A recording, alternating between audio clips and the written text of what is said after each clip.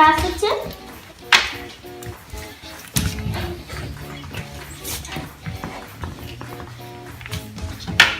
Проверочку не потеряйте. Кто последний? Я.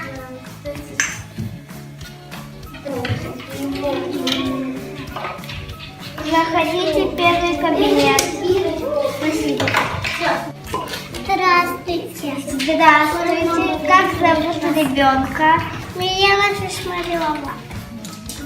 Здравствуйте. Что у вас болит? Горлышко.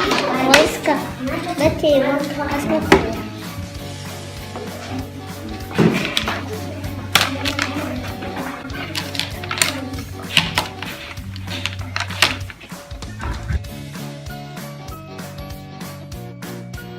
Горлышко красное.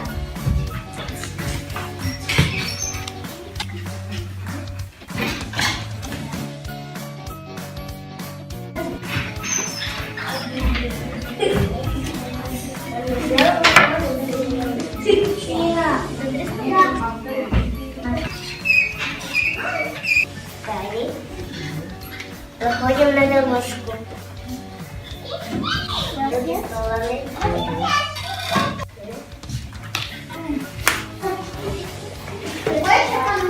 Прошласкать горло. До свидания. До свидания.